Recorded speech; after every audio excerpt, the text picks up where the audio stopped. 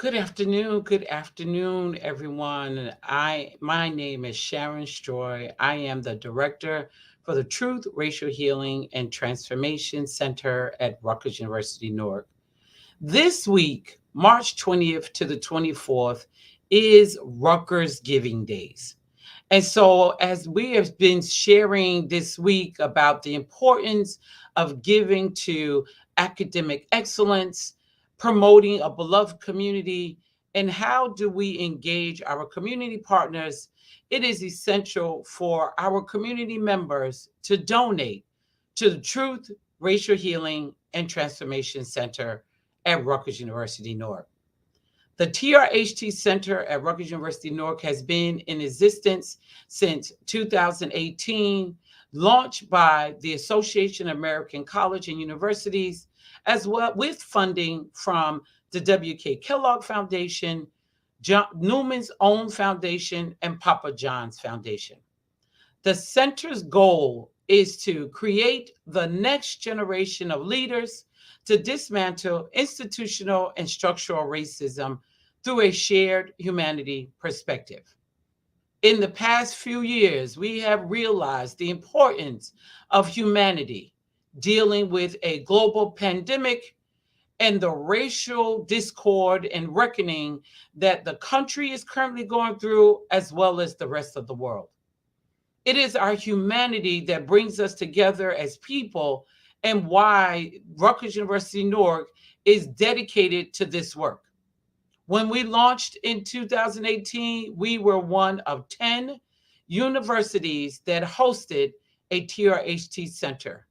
Today, there are 71 TRHT campus centers across the country located on campuses and universities. The reason we're here today is for you to hear from the people most impacted by the work we are doing at the TRHT Center. You will get a chance to hear from students, and students who are serving in the role as an intern, students who are serving in the role as a TRHT fellow, but you will also hear from a community partner as to why this work is so essential. So I would like to bring on stage our panelists for this afternoon. First, I would like to bring Christopher Lynch, a music major at Rutgers University Newark.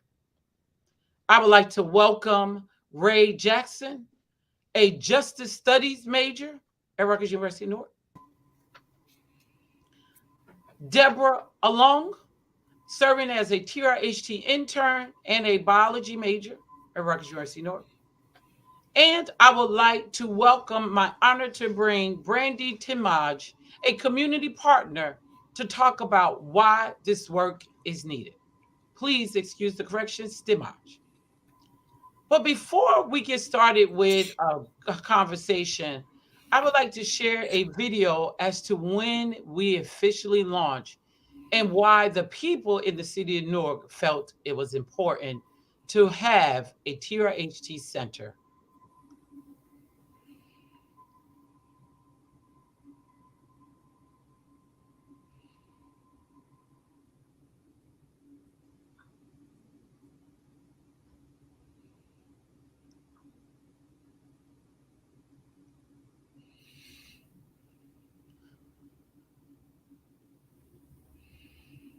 So while we are waiting for the video, and we'll give it a second to get started, I want to ask our panelists, starting with Chris, why was it important for you today to be a part of this conversation?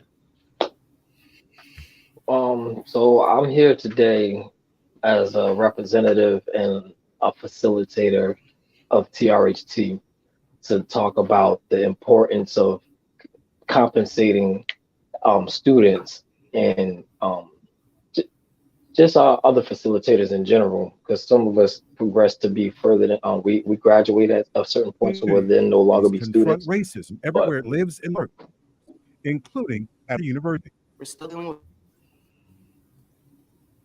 you build systems inadvertently or other. Newark Mayor Raspberry The Deliver Healer Program. There is in sickness,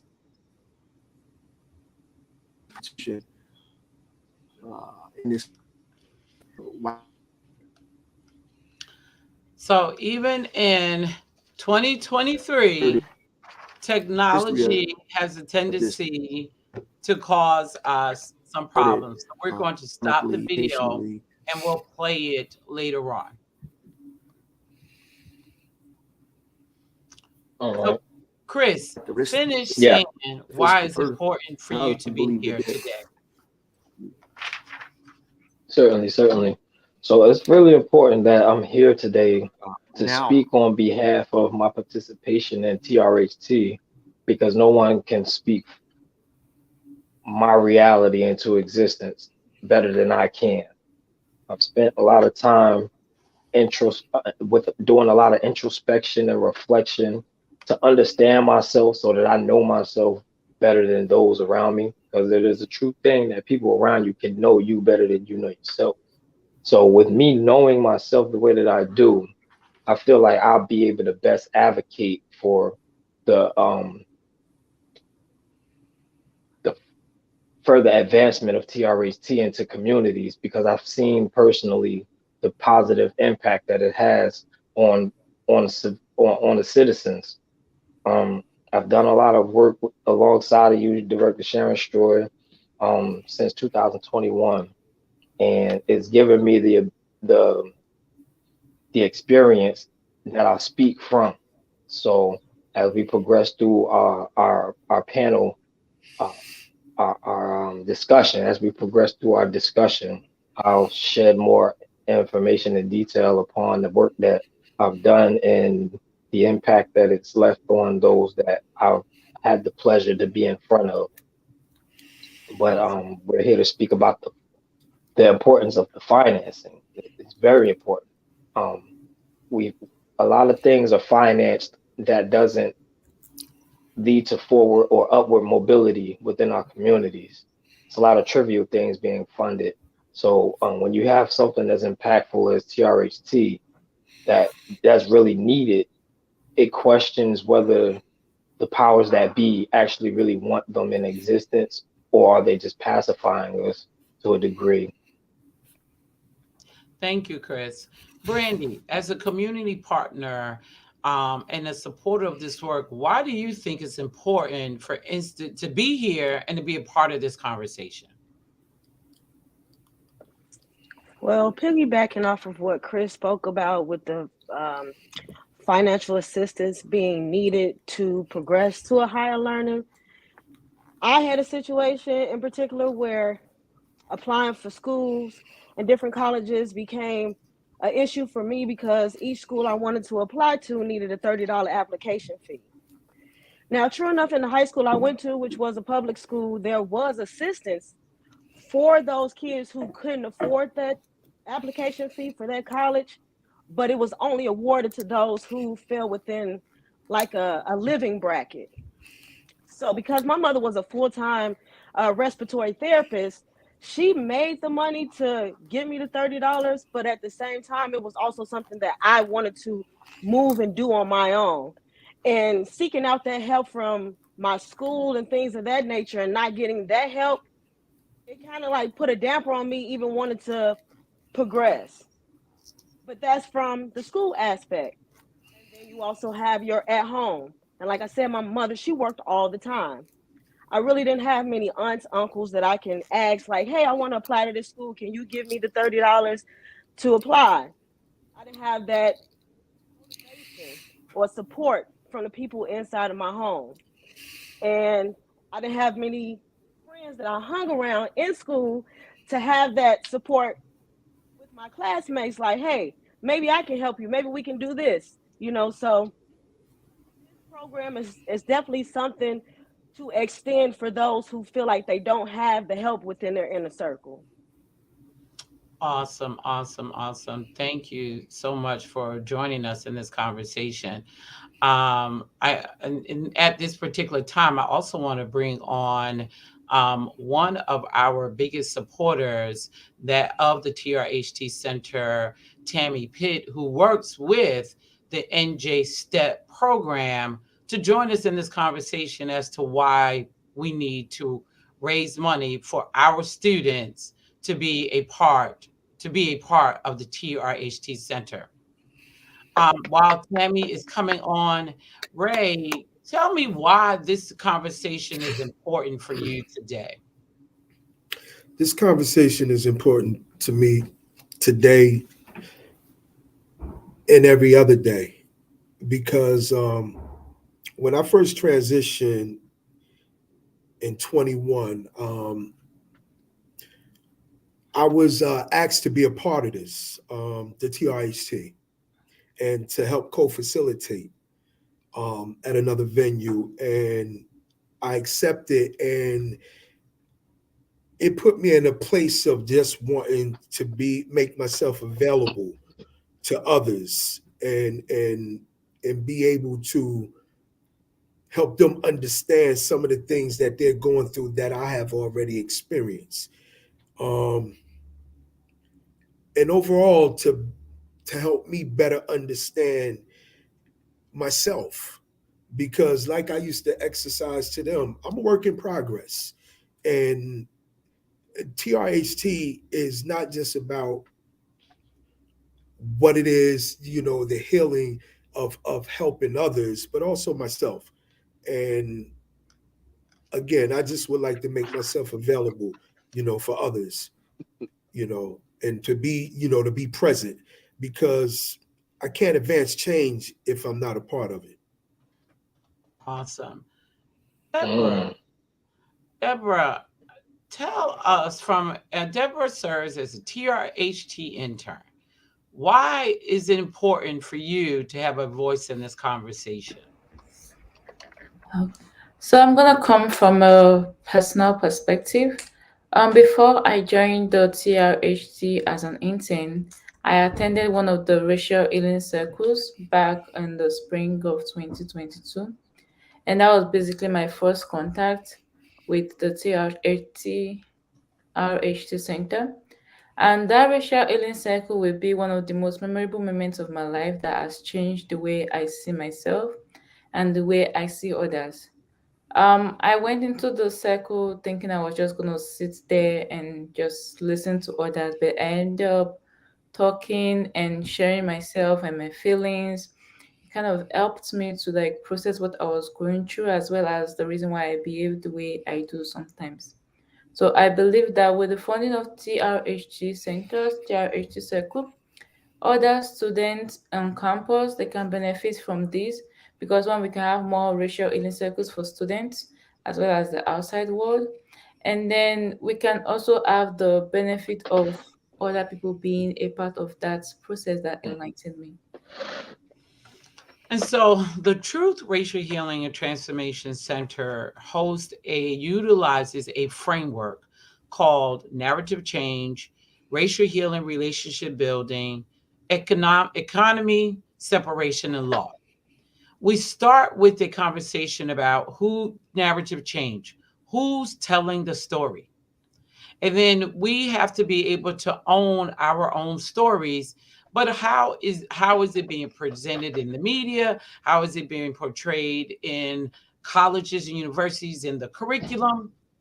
And then there's the space of racial healing and relationship building.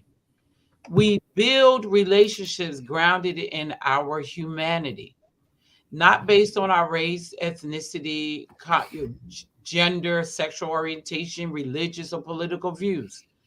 And one of the tools that we use is called a racial healing circle, where people from diverse backgrounds come together to share stories about their own humanity. To my panelists today, what story about yourself would you like to share that people don't know about you, that represents your humanity? Deborah, I'm going to start Um, with you. Um, Okay, so a story I'm gonna share is gonna be about, I'll talk about my college journey because it hasn't been easy. So I first joined at a community college where I studied general science, and then thank God for the support of professors and other teachers, they made the process a little bit smooth. And also with things like financial aid, that made it easier. But in terms of making friends, not so much. I was more of a loner for the most part until a particular professor pointed that out to me that I needed to join clubs and find people and make my friends. And that was where I began my friends, which was a very great support system, even as I joined onto Rutgers.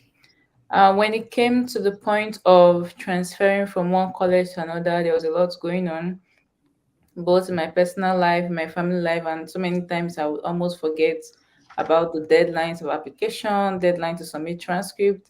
But then I had an advisor who just kept on making sure that she reminded me and she kept making sure that I was on track. So I was able to transfer to Rutgers. Thank God I was accepted by Rutgers Newark.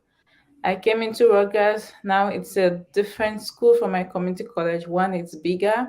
Secondly, the class sizes are much more larger and you don't have the one-on-one interaction with the professor. So for a while, I kind of lost that like support, that one-on-one support. But with the help of being in HLC, that's the Honest Living and Learning Community, I got support from my friends who also encouraged me that the way to get support with professors was going to office hours, which I didn't really go to that much, but I went to some. And the ones I was able to go to has been able to help me. And very soon, I'll be graduating in May. And it has been a wonderful journey, but I must tell you that I had a lot of support from different people along the way. Interning with CRHT made it all the more better because of our director, Shannon Stroy. She has been an incredible support to me. She has been very, very understanding and always making sure to encourage me when I need the encouragement. Thank you, Deborah. Brandy, what would you like to share about yourself? A story that somebody may not know about you. Um, I guess I'll share my college journey, short but adventurous, I would say. Um, I did finally decide to like push myself and go do what I needed to do for me, and motivate myself because again, like I stated, I didn't have that circle of friends or family around me who were supporting me or motivating me to move on to the next step. I went on ahead and I attended a community college. Um, my real dream was to actually go to a HBCU, but I wasn't able to because of those reasons and applying and everything. So I went to the community college. And when I initially went in and I spoke to the counselor and the advisor who was helping me pick my classes, when I took my test, I tested in like I would say my sophomore year of college. But I'm first day in, I'm literally sitting in these classes not understanding what's going on, understanding how to answer any questions. And I took the time to speak to one of my teachers and let them know, hey, this is my first time in college. I don't know what's going on and I don't really understand where you got us going. And they're like, isn't this your second year? I'm like, no, this is literally my first year. And he walked me downstairs, and his name was Dr. Jones. He walked me downstairs and he took me to a counselor which he knew personally, outside of work, and just explained to them that this was my first time. And although my test scores were kind of high, I definitely didn't understand what was going on, and just to start me from the beginning. And that one teacher helped me through that year that I was there, those 2 semesters. But unfortunately, I had to stop going because I was to pay rent. I was living on my own, and work became more important to me at that moment than going to school. I had to pick living over pursuing my dream at that moment. And But which I is would. Oh, go ahead. no, no, I was no, just go. gonna. I was just gonna say, which in the end, it hasn't stopped me from still wanting to pursue going back to school. It has just put a pause in my life, as far as like higher education. But Brandy, that is why I'm so glad that you are joining this panel, because it talks about, especially in marginalized communities, some of the things that they encounter when, and whether it is pursuing college or pursuing a particular career, that the TRHT Center goal is to dismantle institutional structural racism. And with that, that means that there are barriers that have been in place historically for a long time to where people don't necessarily have access to education, healthcare, economy. And so it is extremely important that the center be located on a college campus to where people, especially people in the surrounding community, can have a place that is, as Deborah said, supportive.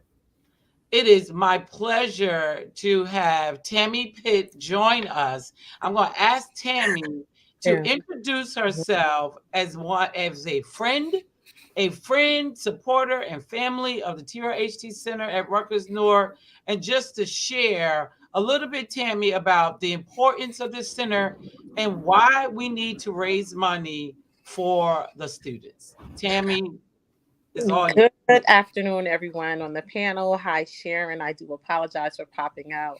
Chris kind of informally invited me, but I am Tammy Pitt. I work at Rutgers Newark as the business administrator for the NJ STEP program.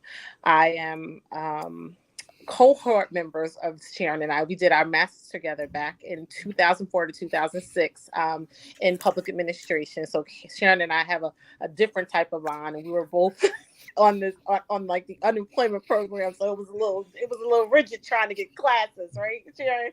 So with that Yes. said, then Sharon asked me to be a part of the TRHT program, and I did the training. And I thought that it was an amazing program. I was in an HR liaison meeting, and Sharon presented, and I was so like taken aback by how it was set up and how it just made us all, and it put us in a common space. And when you walk away from these trainings, you understand that we are more alike than we are different, right? No matter color, creed, educational background. So I had the opportunity, maybe this summer, to do a THR, my first circle, and I facilitated. And I was in this circle with some amazing, it was all men actually.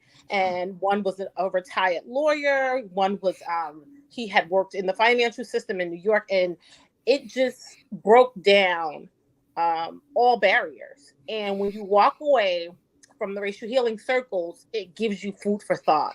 It gives you understanding that I have work to do. So anything of this great magnitude that will bring people together from a racial standpoint, from a ethnic, from a gender aspect, I think it's amazing, and it's something that should go on. And it is a healing process, because you walk away understanding that, wow, we really are more alike than we are different. Thank you, Tammy. And to Tammy's point, when we were both completing our master's degree, when we want to talk about barriers, both of us were unemployed that were Mm-hmm. part of a program that they it was a tuition waiver program that they helped us pay for Right. our tuition. Exactly. But Yeah. there were some hurdles and obstacles that you needed to get over in order for us to get our master's degree. Once Right. again, could those barriers been a little easier to navigate? And how do you pursue education when you still need to take care of responsibilities and family? How do you, in marginalized communities, and I'm not just saying only African American communities, but all diverse communities, how do you get a chance to pursue your education when there are barriers in the way? And so it requires, whether you think so or not, some support and some healing. It Ray, definitely takes a village. right. It really does take a village. Thank you, Tammy. Ray, Yes. what is your story that makes this work so important that people don't know about you? Um, I'm quite sure there's a lot that people don't know about me. Um,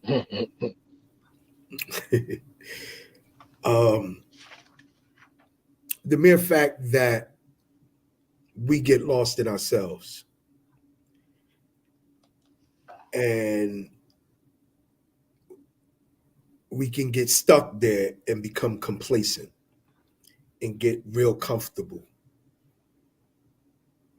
Being a part of this, being part of TRHT has allowed me to come out of myself. I'm a self-proclaimed introvert. That's something that most people wouldn't know about me, because when they come in contact with me, they will probably think I'm anything but. But however, I am just that. Yet TRHT has allowed me to want to be a part of something bigger than me that can actually contribute to me not just being better, but to help others be better. I have this thing that and it's reflective of my mother, clean up that mess. The TRHT has given me is that vacuum for me, because it allows me to clean up that mess. And I say that because throughout my life I made a mess of it. Mm. And as opposed to running away from it or moving dirt from one side to the other to say that I done cleaned up, which is basically me just cleaning up me on the outside and not inside, and me in general. It's really taking the time to actually clean up the mess that I made of my life and the lives of many other people that have been affected by my mess. And the TRHT serves as that way of being able to clean up that mess. It is the utensil. It the is the material that I need and use to assist me in cleaning up my mess.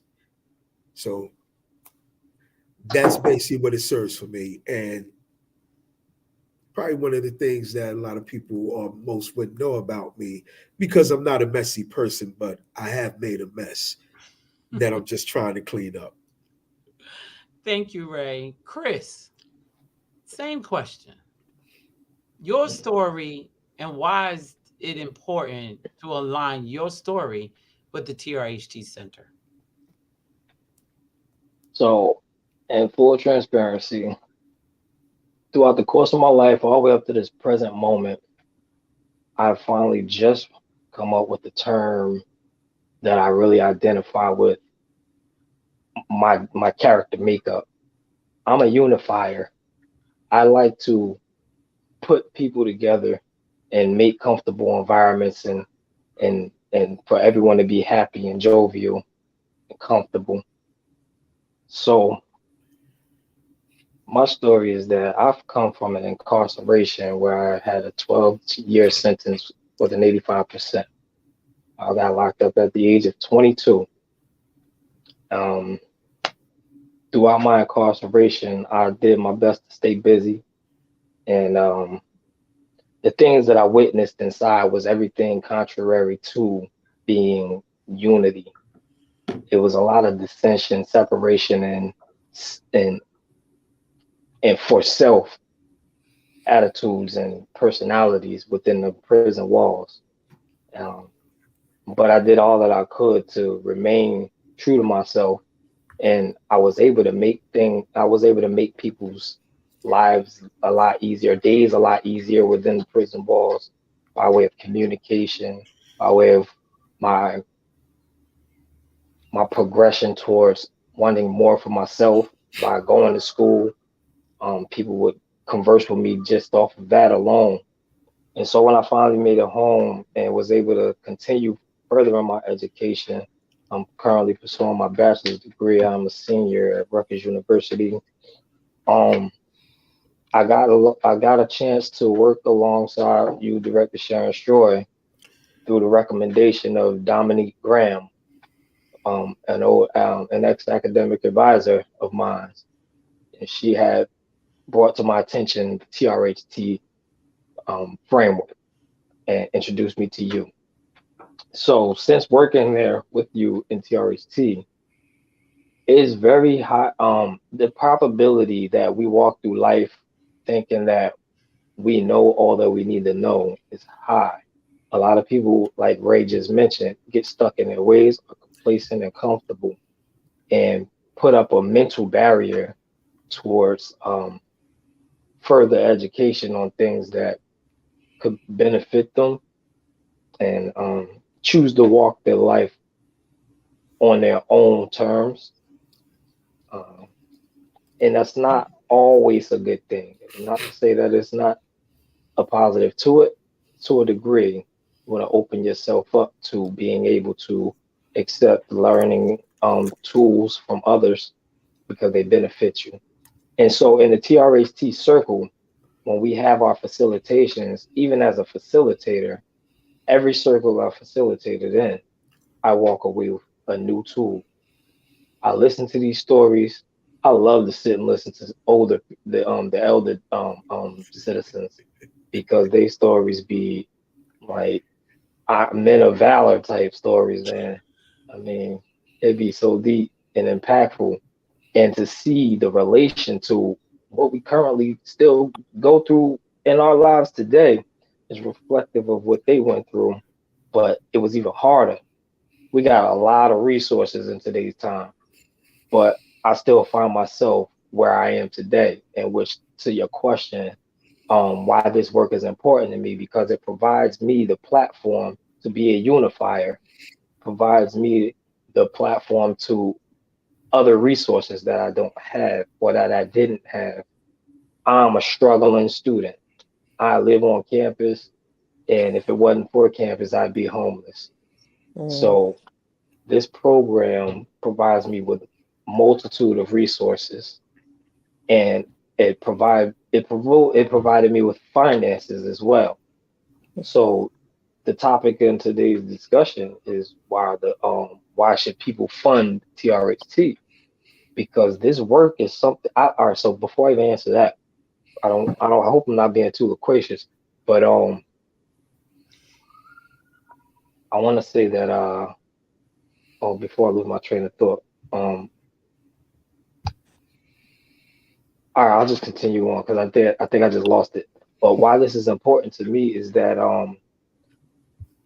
oh, here it is. So I tried out my major that I used to be a financial accounting major before I changed to music. Um, in doing that, I pursued a financial accounting major for at least a year and a half. Spent majority of my bachelor's pursuing a business degree in financial accounting.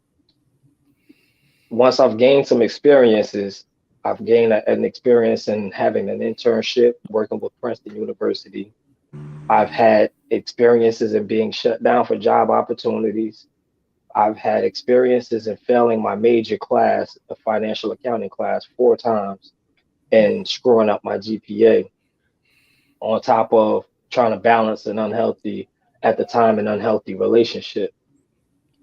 So what I took from that is that the work that I was preparing myself to do after school wasn't something that was natural for me. I firmly believe that people fall into an occupation of something that should be natural for them.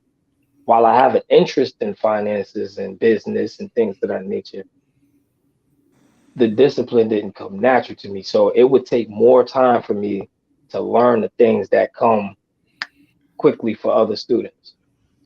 So what TRHT is for me, it's a work that comes natural for me. I get along with people, I love people, and I love unifying. So in order for me to feel fulfilled, I like to see the joy on people's faces when I offer my experience and it does something for them. And what will make it even better is what you do for me already currently, Director Shroy, is that you compensate us for our experience and our time. And that is a job. A lot of people capitalize off of our stories and our traumas and our experiences. And we only get a one-time payment that will probably put a half a tank of gas in your car, while those individuals are paying a year's worth of mortgage or rent off of our experience. So I feel that we are way more than qualified to be compensated for what our experiences are. This kind of work is what is natural to me. It is what is natural to us, and it is very necessary because to feel safe wherever you go, to know that people can identify with you on a humane level and not feel like the odd one out, or like you're the only person in the world that underwent an experience that you feel no one else will understand, is relieving to know when people actually do understand and don't ridicule you for it or reproach you for it. So TRHT has offered this platform, which has an umbrella of blessings that come along with it. Chris, thank you for that. Because first of all, thank you for your authenticity. Thank you for your vulnerability, and thank you for sharing somewhat of your journey. Which is why it's important. It's important work that the next generation of leaders, whether they are student leaders, community leaders, activists, advocates, it is work that is essential.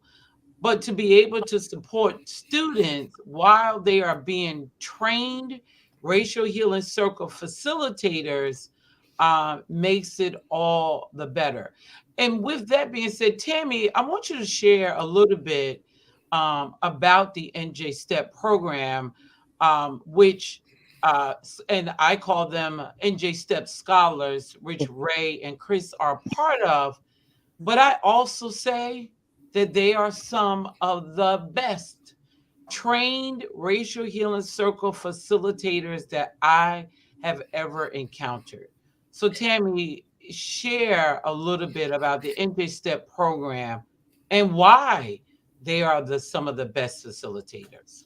Absolutely. I have had the awesome opportunity of working with these young men and young women for the last 6.5 years. Even we're a small department of 15. We sit in the School of Criminal Justice, Center for Law and Justice, in Suite 110, right across from the security desk. But I think even prior to working there, you come in with these misconceptions of people who were formerly incarcerated because you've heard the stories, right? You watched the Shawshank Redemption, you watched the movies, right? So you come in with these like with your own preconceived notions, which are far from truth, right? And I always tell the students, and Chris will tell you, Ray will tell you, and a plethora of others that I've had the opportunity to pour into their lives. I'm like, your truth is your power, right? So the program is it sits in Newark as well as New Brunswick and as well as Camden. And we serve students who were formerly incarcerated, or some of them are still in the carceral system by way of halfway houses. Um, for me, um, I immediately understood it was an assignment because prior to leaving Berkeley College on Broad Street, I said, God, literally, if I'm going to work in higher education, secondary education, I need it with a twist. And you know what they say, be careful what you ask for because you just might get it, right? Right. So here we are. I'm like, okay, I'm in here with some really interesting people, but most of them are of the adult population. So we're not dealing with children. You know, I think Chris may be one of the youngest. So you have people who have sometimes been put in situations where it was a sense of survival. One tragedy may have happened and it turned them off from education and they went to deviant ways, but we're not here to judge, right? So when Sharon and I had the opportunity to speak last August, it was like, Tammy, I think this would be a great hub for students to all be trained, because they walk in, and I have literally gotten calls from the business school, from different departments saying, like, these young ladies and young men don't come into play. I'm like, no, because for them, this is a jewel, and it brought education into the carceral space. And one of my favorite students, Justin Raslamic, he said, it changed the conversation, right? So now we're guys you would walk past when he was in Rahway prison for 16 years, you wouldn't even speak to. Now you're in study groups with these guys.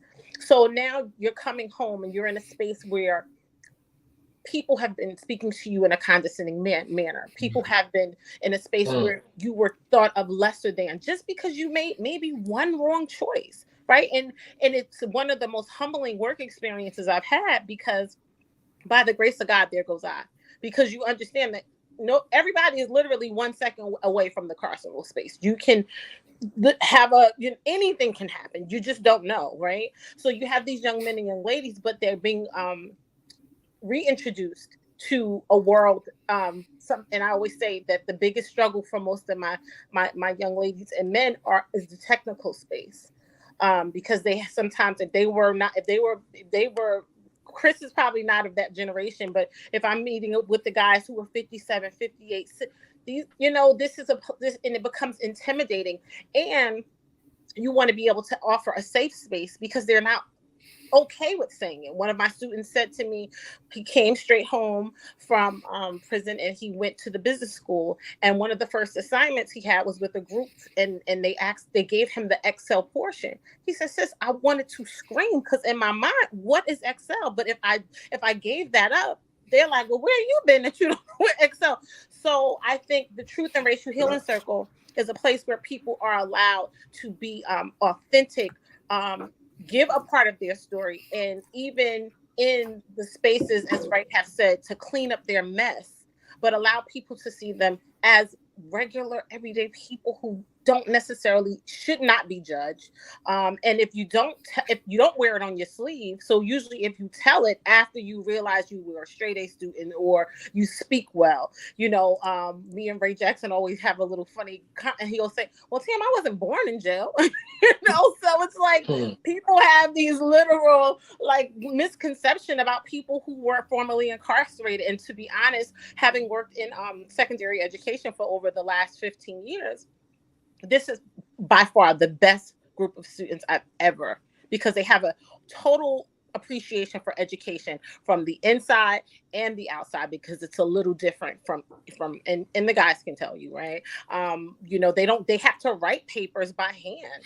They don't get to sit at a computer, and so those are the things that we do at the NJ Step program. Like I said, there's 15 of us, which includes the NTTs as well as the staff members across the 3 campuses. But it's a great work, and the Truth and Racial Healing Circle is just yet another platform that allow our students to give some normalization to reentry and to tell their stories, like I said, and not be judged by who you are, where you come from. And the reality of the matter, so a lot of our students come from good families and good neighborhood. It's just one of those things. Like I said, one bad choice, one bad situation can really change your life.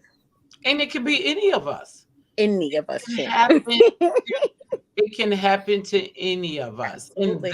And that's the stories that we want to talk about. And speaking of that, I want Ray. Ray is serving as a TRHT fellow. Wait a minute, with funding that the executive director, Chris Aikens, was able to raise to sponsor fellows. So the importance of donating to this center is not just transforming the lives of the students, but Ray is going to share what he is currently working on at the Reformed Church in Highland Park. So Ray, I want you, and so we're now not just talking about in the city of Newark. We have now expanded our territory, and I want Ray to share what he is currently working on as a TRHT fellow. As Sharon has alluded to, I have had the pleasure of acquiring space and time at the Reformed Church of Highland Park in Highland Park to actually bring TRHT as much as I would like and as many times as I can at the church. I sat down with Pastor Stephanie and Pastor Seth, had an initial meeting as far as my vision in regards to the TRHT and bringing it to the Reformed Church. And the second meeting was with Pastor Seth and Stephanie again, but this time with Sharon, which made me feel a whole lot comfortable. But it was already a given, and it was something that having had the opportunity to reside in Highland Park since 2021 when I transitioned home at the MVC house, I got to meet and got to know quite a few people in the community, and having co-facilitated under Rutgers in the city of Newark, in Newark with young men and women at the rec center, it compelled me, it motivated me to want to do more under the TRHT umbrella. Having given the opportunity when it presented itself, Sharon calls it a deliverable. She'll be better off to explain that. Having acquired this time and space with the Reformed Church was a deliverable, I was told. Well, and I was elated by the news to be able to tell her that it was something that I acquired, that I had got, and come March 30th, on Thursday evening from 7 to 8:30, we will be having our first Truth, Racial Healing, Transformation Circle at the Reformed Church in Highland Park on that date and time. And was just asked Monday by Lisa of additional days for April already. What days do I want? When am I going to get it? Told her I would have to get back to her. And she was like, just let me know. And it's high energy. And in all transparency, it felt good and it feels good. And I'd be remiss if I didn't tell you how nervous I am. And still, with the anticipation of March 30th, looming upon us, but I'm also excited and looking forward to it. I reached out to Chris immediately because he co-facilitated with me in Newark with young men and women at the rec center, as well as Tyreek. And unfortunately, the passing of one brother who I love so dearly, Khalid Mujahideen, who just unfortunately passed. But being able to create something, not the program, but to be able to acquire the time and space at the Reformed Church whenever we like, it felt good, an accomplishment. Not so far as having been done yet, because everything is still at its infancy stage as far as getting there and making things happen, which I'm looking forward to. And I had the luxury to go to church on this past Sunday, and I will be going again this Sunday, to actually reach out to the congregation and make them aware of the event, and if they can actually participate, which many of them after church said that they will make themselves available for. And those of y'all who are listening, within sound, this invitation is extended to you as well at the Reformed Church in Highland Park on March 30th from 7 to 8:30. Come by and have an open, sincere, constructive dialogue about truth, racial healing, and transformation, and what parts you can play in making things happen. and Ray get the is being benefit from it. That's all. humble. Let's not get it misunderstood. Ray is being humble. The pastors of the Reformed Church of Highland Park have given him the autonomy to lead this initiative for the community in Highland Park. And that is the reality. They have given him the autonomy to lead it. And it simply is my role to be a support.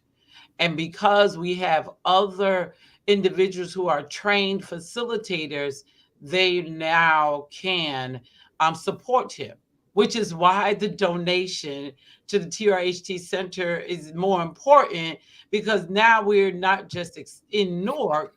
We were able to do um, work with young people through the Office of Violence Prevention and Trauma Recovery in the city of Newark, where Chris and Ray first started facilitating racial healing circles and workshops. It is the training that they received. We're not just in Newark, we're of Newark. But because of their training in the city of Newark, they are now expanding their reach to Highland Park. Chris has facilitated circles in Scotch Plains and Fanwood. And so the importance of this work continuing for the benefit of the students. And as we are coming down to to the conclusion, I want to ask Brandy and Deborah two questions. Brandy and Deborah, when you think about this work, why is it important for the future? From your lens, when you think about the work of honest conversations, supportive circles, working together in collaboration, from your lens, why is this work important for the future?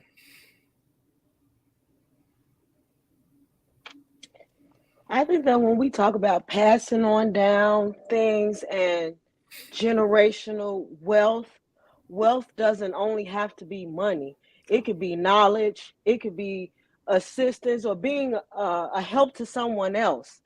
So I think that it's important just because when you think about it on a recycling aspect and, excuse me, on a watering aspect, you providing this assistance to the future provides the assistance to their upcoming future, and it just keeps going and creating more greatness upon greatness. It would be like a never-ending story of good stories, I guess you could say. I love it. I love it. I like the analogy about watering, and because as Yeah. long as you water something, it's going to grow. That's it. I love it. Deborah. Yeah, I believe it's more like a ripple effect. So, one of the ways that we would consider ourselves a success is those that are coming after us, they have it more easier and better than we have. So, we don't want to leave, we don't want our children to come and experience the same thing that we done after all of this toiling. So, the future generation should be able to have it easier. The future generation should be more informed and empowered, and the future generation should be able to be more in a space where they can get that support, be each other's support, and that way it kind of goes on and on. And in the end, it's more like it multiplies from one person to another person, then from one nation to another nation. Awesome. Awesome. Awesome. And in the last few minutes, I'm going to ask each of you to give one word why our audience members should donate to the TRHT Center at Rutgers University Newark during the week of March 20th to the 24th. So you still have until Friday to donate. One word as to why they should donate. Tammy. Powerful. Ray.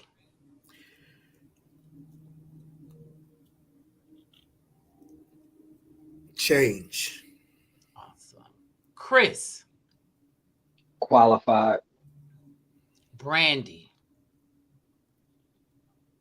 Greatness. And Deborah. Resources. So please, please, please, before we end, is there any other final comments from our panelists that they would like to share before we close out this session? I want to give the last few minutes to you. Yeah, I would like to just say that in closing, it's nothing wrong with being transparent. We've all been hurt. We've all experienced some things that will make you want to shelter yourself from the world and from others. But full honesty, it's gonna do you a disservice. You should open up. That's pretty much the basis of what TRHT is. We open up to one another, and we let these burdens off we get them off of our chest, and let our supporting cast help us out. And being transparent, it reflects the closed mouth doesn't get fed. I'm very strong head about being a provider, um, acquiring financial security and housing security, because those are things that are essential to me. What I would like to bring into any relationship or friendship moving forward, because I would like to have a security of my own so I can cast my net out to help others that will be in need. It's those of us that are those of you all that are in position that has already helped me. I'm grateful for it. So don't don't lock yourself up in a mental space, because you don't have to be in prison to be in prison. You can imprison yourself here on these streets and in your homes and in your doubt and depression.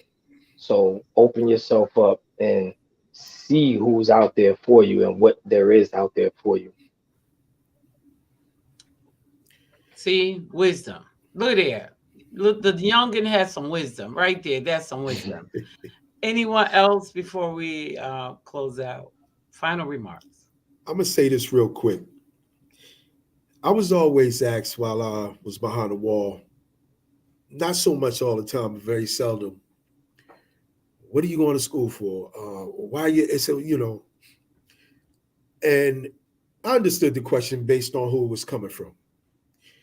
And I told the brother it contributes to me changing my narrative.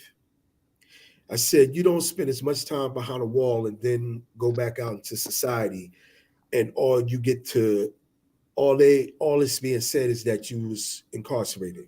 You go look for a job. Everything, the collateral consequences of having been incarcerated, it follows you. It's a stigma. But going to school and acquiring a degree, it helps change the narrative, my narrative. No longer are we talking about the fact that I'm incarcerated or was incarcerated for as long as I've been incarcerated. But the mere fact that while I was there, I now have 2 degrees and maybe embark upon a third. It changes my narrative. And TRHT serves as a vehicle to assist me in that change and being able to advance the change in my narrative.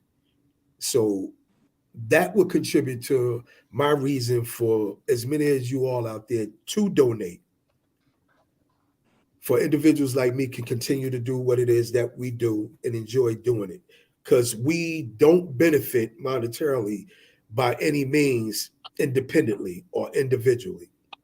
It's to assist us and to continue to do what it is that we do, changing the narrative. Thank you, thank you, thank you. A big round of applause to all of our panelists, to the audience members who watch, and those who are going to watch this on replay. Please give to the website is at the bottom, the TRHT Center, Truth, Racial Healing, and Transformation Center at Rutgers University, Newark. You can always give, but it is definitely during this week from March 20th to the 24th as we celebrate Rutgers University Giving Days. Enjoy the rest of your afternoon. Thank you for the opportunity, Sharon. Thanks for Thank you, showing thank up. you, thank you. Appreciate all the viewers and listeners. Love you all. Chris, I will be talking to you later on this evening. We ain't finished up. We All haven't right. finished our conversation. All right. Sharon, we gonna talk.